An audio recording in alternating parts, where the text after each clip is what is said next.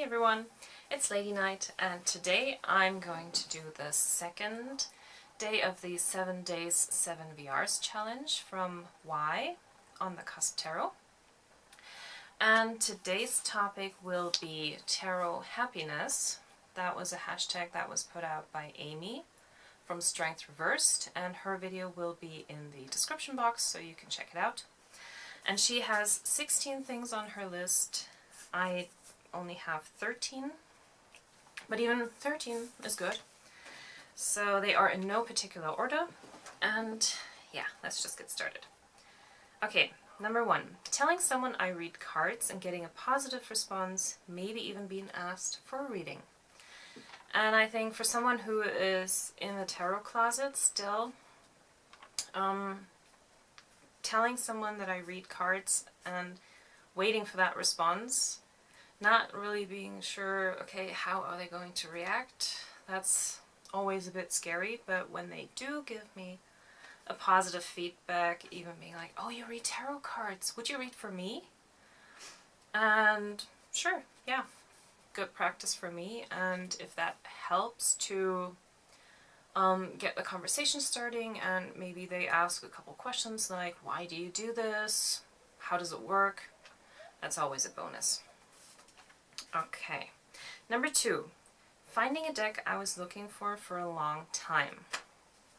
And I have found a couple of those decks. One of them was the Atlantis Tarot that I have previously shown on my channel. I missed out on that one when it was still available, and when I thought, okay, now I'm ready to buy it, it was out of print.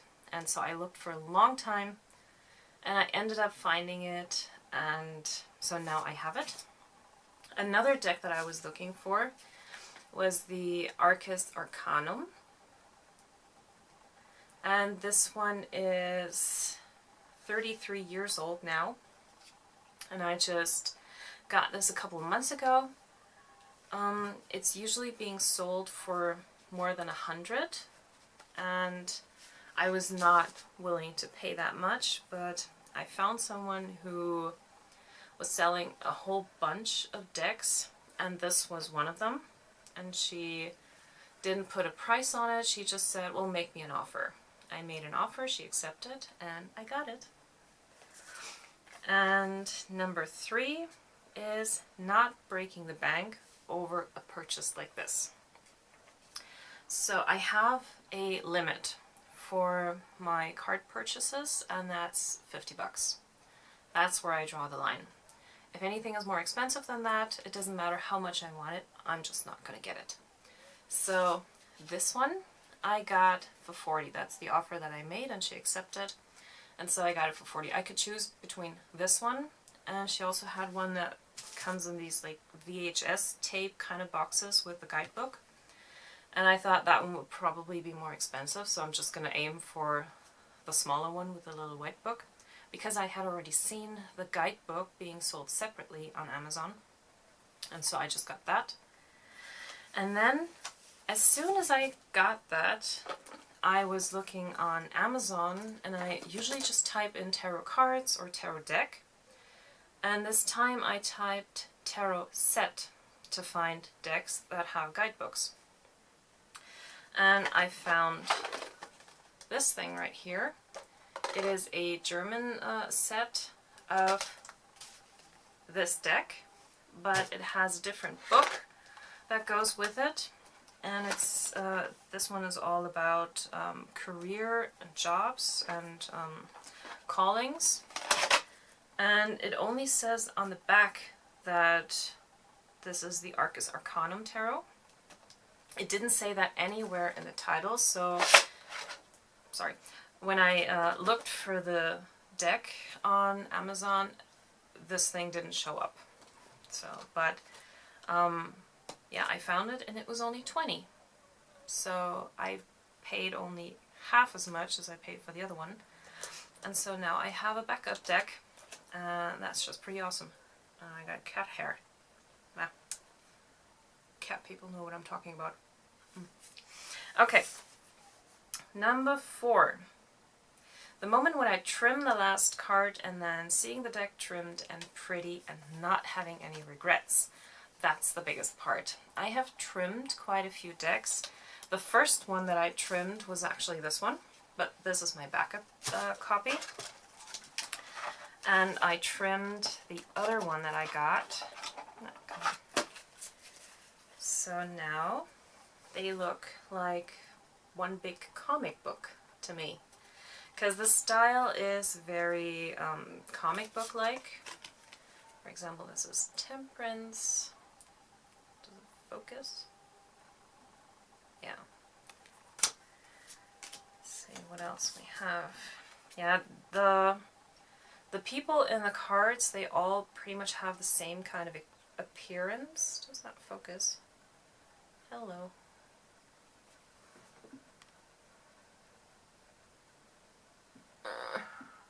Focus. There. So they all have like the same kind of appearance, the same hairstyle, the same face pretty much, but I don't mind.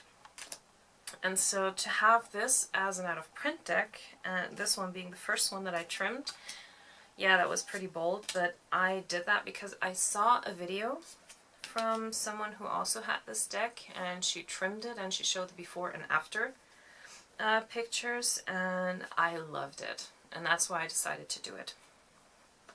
And it looks so much better than with the borders. And so far I have trimmed also the Housewife's Tarot, which now I think looks so much better. I really didn't care for these different color borders, especially the black ones on the Major Arcana. And I also trimmed the Wisdom of the Oracle deck, I think Colette Baron Reed's deck. And I'm going to trim my big version of the Röhrig Tarot, because the cards are just really hard to shuffle, and all the keywords on the top are also in the picture, so that wouldn't be a problem. And what else? I'm thinking of trimming my Mystical Manga Tarot, because I tried shuffling it and I did get some paper cuts because these edges are really sharp, and I hope that goes away once I trim them. But I'm not quite sure yet. And also was it the Moon Oracle? One of the other new decks that I got, they have some pretty sharp edges. Yeah. So trimming makes me happy when it works. Okay. Number 5, getting a positive feedback for a reading, especially from an unresponsive person. Yeah, I had that once where a person was just sitting there and like, okay, yes, interesting, thank you. And I didn't get anything from them. So finding out afterwards that what I said actually made sense to him was a relief, and especially at that time I was still kind of new to tarot, and that really made me happy. That was such a relief in that moment to find out that I really did say something that made sense and that he could work with. Number 6, looking at decks on Amazon or eBay to learn what kind of decks are out there without shopping. Because now that we have so many decks that are being published like every month, it's kind of hard to keep up with all of them. And I just love to window shop just to see what's out there, like what kind of art style do these different decks have, what kind of themes and topics, and also different cultural influences, yeah, new systems that are being developed, for example, like the Dreams of Gaia, for example, or yeah, just really seeing what's out there, what kind of other things they incorporate, like astrology, for example, or other kinds of divination systems, and really just, yeah, being part of this history, like seeing it as it happens, because at some point the Rider-Waite-Smith was a new deck that was published, and we are now in this time when decks are being published, and 100 years from now people might look back and say, oh, that was published like 100 years ago. So I think it's kind of interesting to witness all of that as it happens. Number 7, the fact that tarot is mainstream. And what I love about that is that we don't have to practice it in secret. We can have it open on YouTube, on different websites and forums. People can have a tarot business. People can openly make money with that. Mainstream also means that we get to shop for all these beautiful decks, which we probably couldn't if it wasn't, if it was something like very underground. And yeah, just being able to connect with so many people worldwide on this one topic and not having to hide it, that is the best part for me personally about this whole mainstream thing. Because I also remember how it was living in a country where that wasn't a thing, where spirituality wasn't a thing, even religion was not really a thing. Religious people were second-class citizens. And it was all about the political regime, and so something like having a tarot business or openly practicing that wouldn't have happened. Or going to the bookstore and picking up any kind of tarot book that you wanted. So the fact that we have all that because of mainstream, yeah. Number 8, finding new ways to learn meanings by incorporating different things, for example, from psychology, from astrology, from the Myers-Briggs system with the court cards, and just different things from other sciences and other fields of study, philosophy, history, mythology, all these kind of things, and incorporating that into tarot, I think is very interesting. And to me that just also, I find that really good because it demystifies.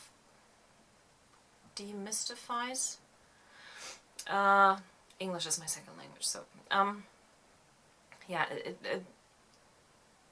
it takes the focus away. Like usually, I remember like 20 years ago, people were all like, oh, this is like fortune telling, predicting the future and stuff, and today we use it as more of a psychological tool.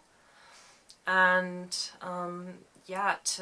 to have all these things and being able to kind of connect them, to really use tarot as a tool in many different ways, and showing that it's not just some fortune teller like on some medieval fair doing that kind of stuff, and like people can take it seriously because of these things. And so I think that's really good.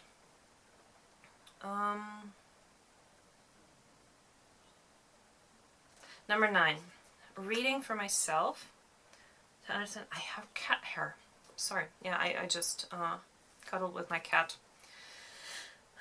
Reading for myself to understand my own feelings better, being more aware, and being able to deal with unwanted situations. Especially in situations where I get really upset or angry about something and I don't know how to get out of that situation.